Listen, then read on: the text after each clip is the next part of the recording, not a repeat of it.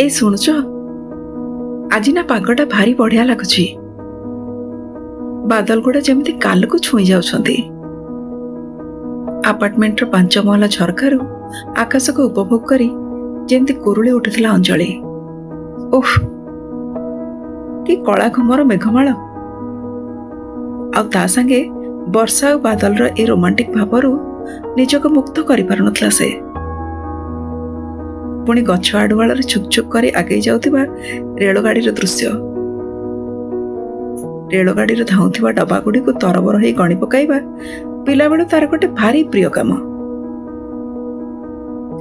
ठंडा ठंडा परिवेश, हाथ में उषुम चा कप आ धड़ा कला मेघखंडर मते छू खेल भितर आनमना हो जाउथिला अंजलि।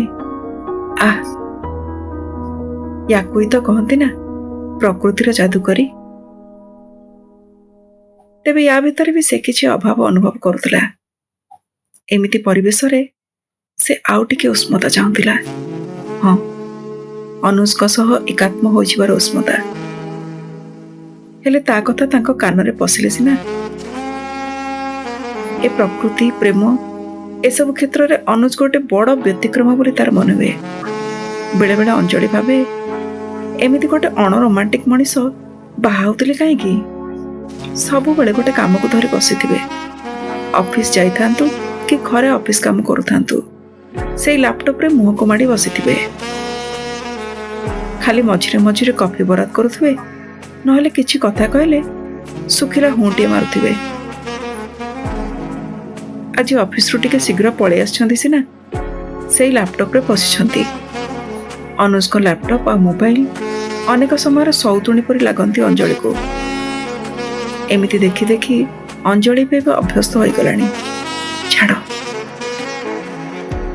पुणी निजक मेघर माया हजाई देवाकू चेष्टा कला से। बालकोनी बाड़े भरा दे बेकटा को लंबे बादलर शीतलता को निश्वास भरी नेबार चेष्टा करुला अंजलि। हठात बेक पाखरे एक कोमल शीतल छुआरे चमकी पड़ला से। ए ताकेशरे गोटे सतेज गजरा बांधी दौले अनुज। फिस फिस स्वर कहते बादलटा तुम गाल छुईब आ मु लाजरे जड़ छड़ाई अंजलि कहला देख तमें भारी। अनुज को ओठर थिला दुष्टामीर हस।